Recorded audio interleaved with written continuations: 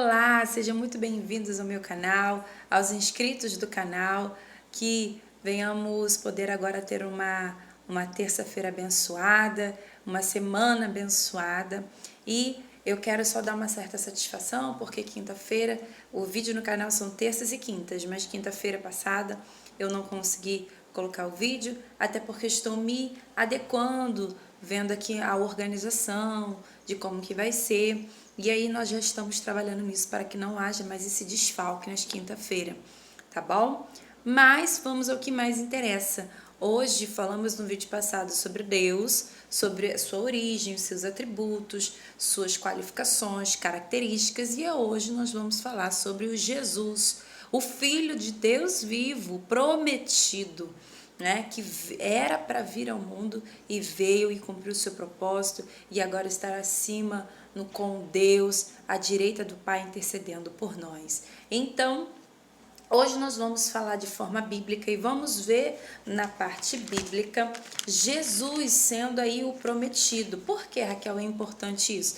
Porque tem muitas pessoas que dizem que Jesus não é o Messias, não é aquele que haveria de vir. E, inclusive, os judeus, né, o povo, a maioria do povo de Israel, eles não acreditam que Jesus é o prometido, é o Filho de Deus. Eles acreditam, na verdade, que Jesus é apenas um profeta, como Moisés, como Elias, como qualquer outro profeta, mas não acredita na divindade, de Jesus. Não acredita que Jesus é Deus, não acredita que ele é filho de Deus e que é o Deus encarnado, e que eles não acreditam nisso, que ele é Deus. Então, me desculpe a minha embolação aqui, mas é isso, eles não acreditam que Jesus é o Filho de Deus, eles não acreditam na divindade de Jesus, então eles aguardam ainda o Messias. E vamos ver através da Bíblia que pela Torá e pela Torá nós vamos ver a promessa sendo proferida a uma tribo, e vemos nos profetas, no Velho Testamento, já, né, Deus ali falando com o seu povo. Então, dando as características do Messias. E aí no Novo Testamento a gente já consegue ver o quê? O cumprimento disso. O cumprimento de tudo que vemos no Velho Testamento. Então vamos começar com a promessa, né? A promessa de reinado, de governo, estava estabelecido a tribo de Judá. Vemos isso em Gênesis 49, tá bom? Versículo 10, quando Jacó ali em seu leito de morte, vai distribuir as bênçãos para os seus filhos, e ele já começa ali abençoando a Judá.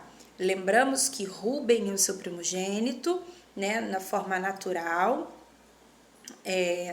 Depois vem Simeão e Levi e o quarto Judá. Só que o que acontece? Rúben perde aí a bênção na hora ali do leito de morte, porque ele comete incesto com Bila, né, se deita com a serva de seu pai. Simeão e Levi vai aparecer um episódio na Bíblia, ele se vingando da sua irmã Diná, porque um dos povos ali vizinhos fizeram mal a Diná, um dos homens dos povos fizeram mal a Diná, e eles ali por vingança da honra de Diná fez uma matança. Então ali no leito de morte, Jacó vai ali e já fala: olha, vocês, maldito seja vocês em seu furor.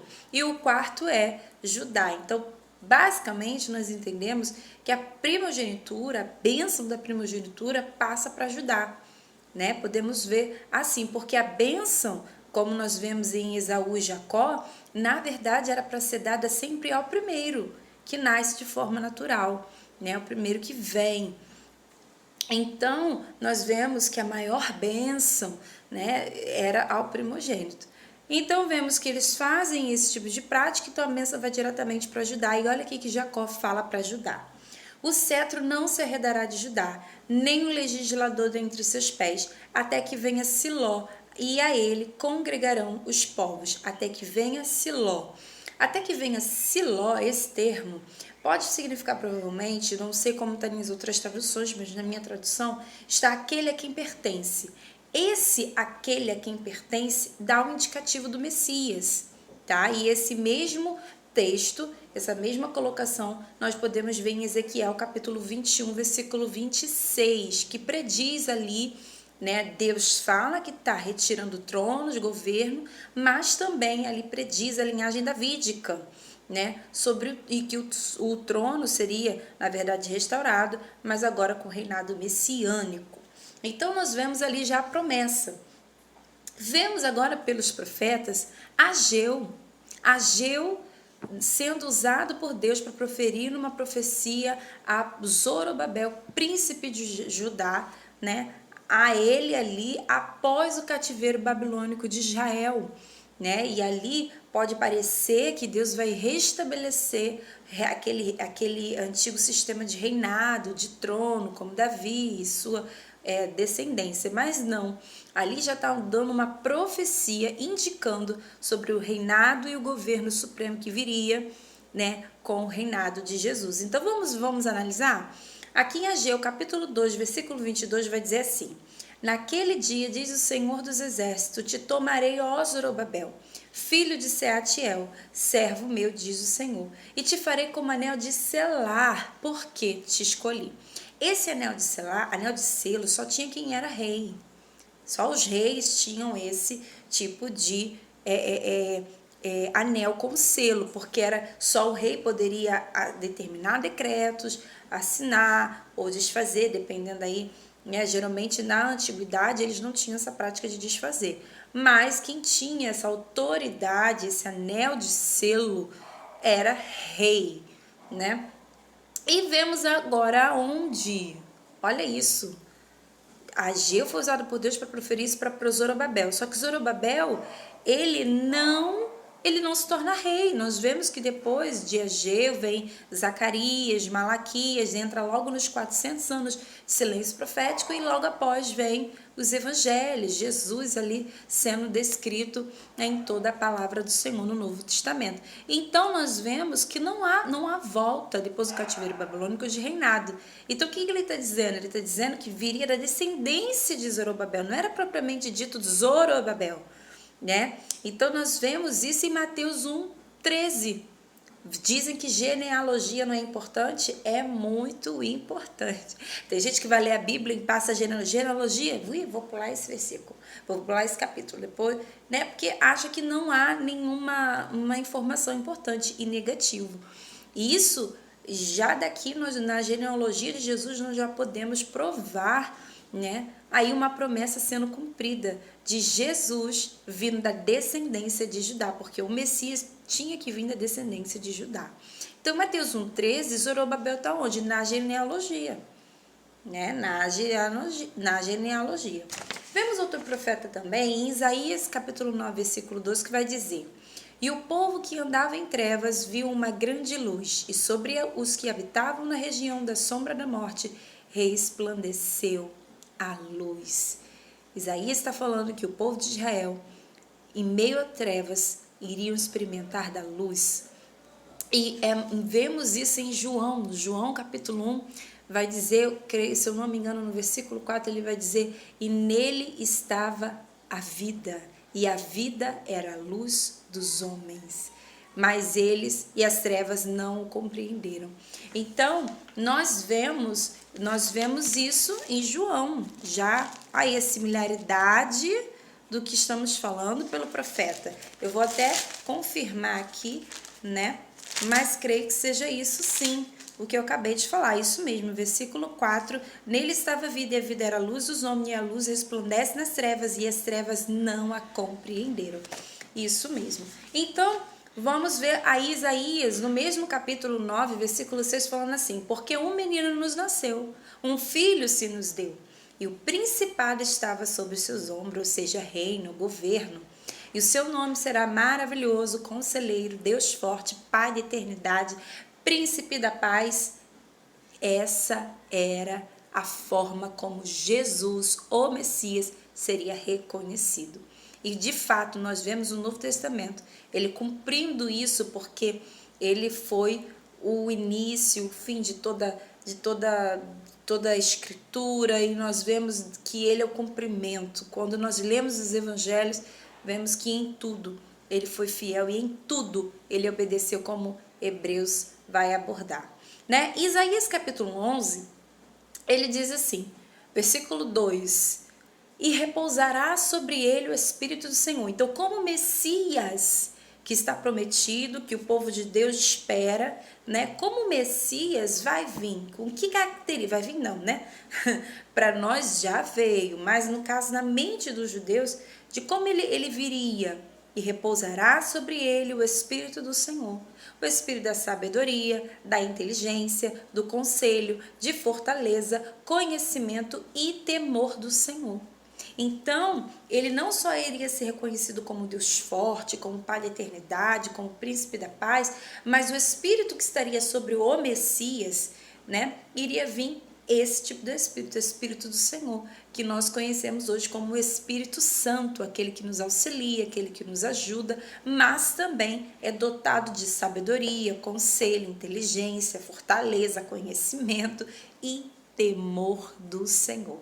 Então, aqui nós vemos as características do Messias e nós vamos agora finalizar, porque esse é um texto clássico, né? Falando sobre o Messias que haveria de vir, e nós vamos ver ele em Isaías 53. Eu vou só, o capítulo todo ele vem discorrendo sobre o Messias, mas eu vou só me atentar a alguns versículos.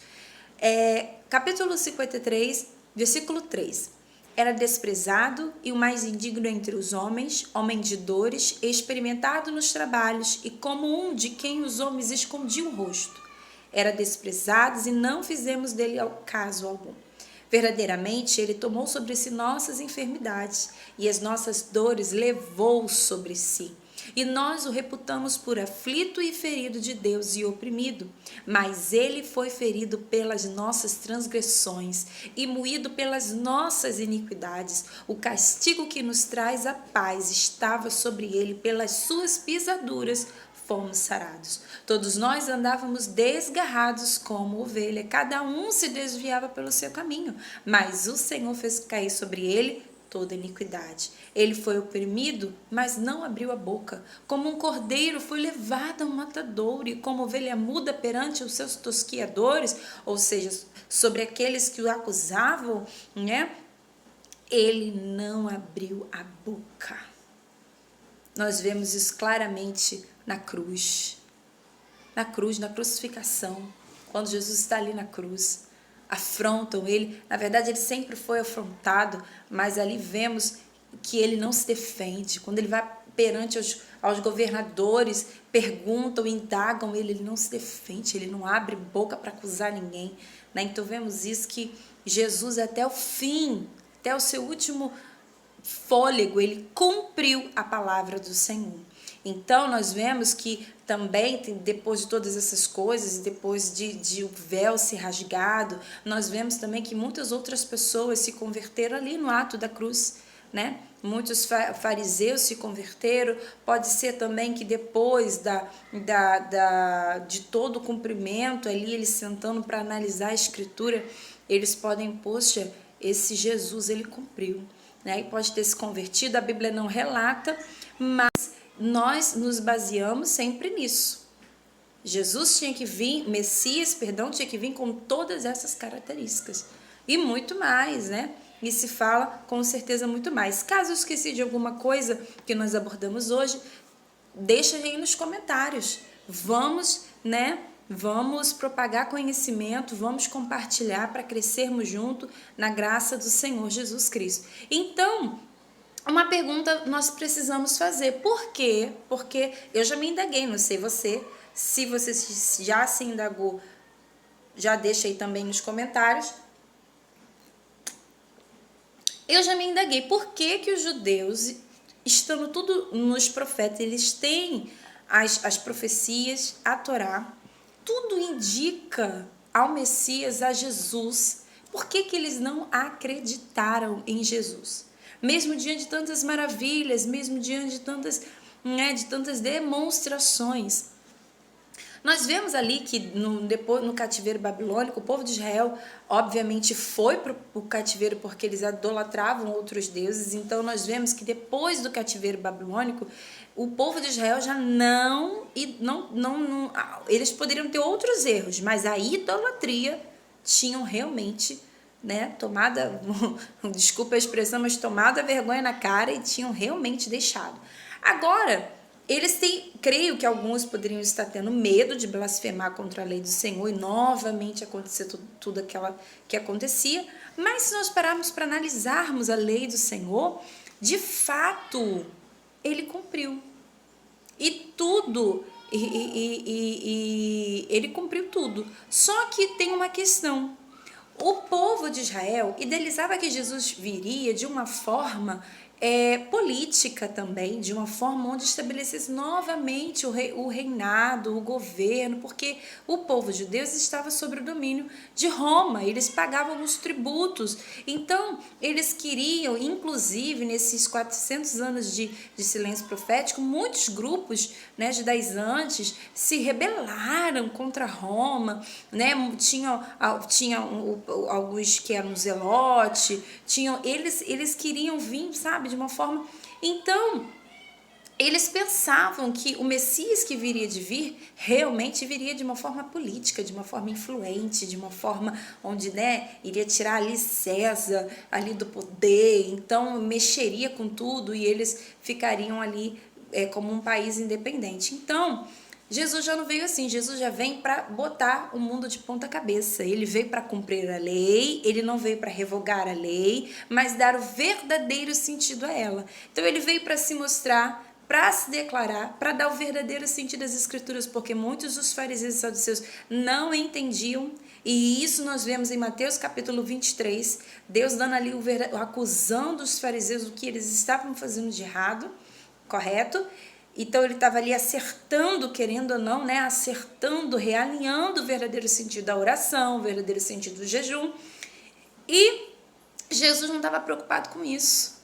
Ele não estava preocupado em fazer o governo dele aqui terreno, porque ele tem um governo do céu.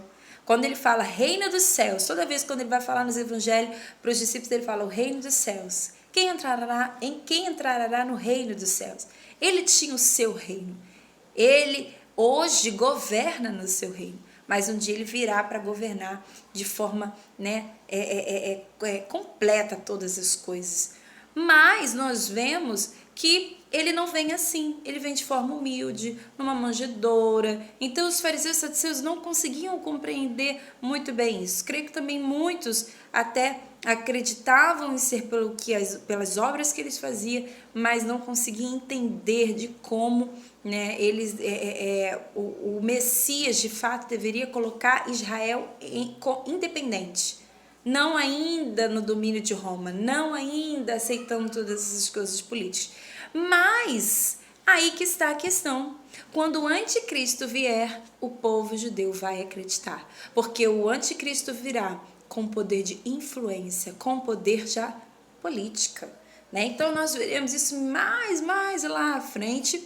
Não vou me atender a isso, mas sim, Jesus é Deus. Jesus tem sua divindade garantida. Jesus é o Filho de Deus. Jesus cumpriu a palavra do Senhor em todos os requisitos, nas suas profecias. A Torá indica para Cristo. Nós vemos toda a palavra do Senhor corroborando e levando para Cristo. Então, Jesus, o prometido, nós vemos ele cumprindo toda a promessa do Velho Testamento. Logo a mais, no próximo vídeo, eu já te convido para você estar conosco, para que nós possamos ver agora Jesus, um verbo vivo, o verbo que se fez carne.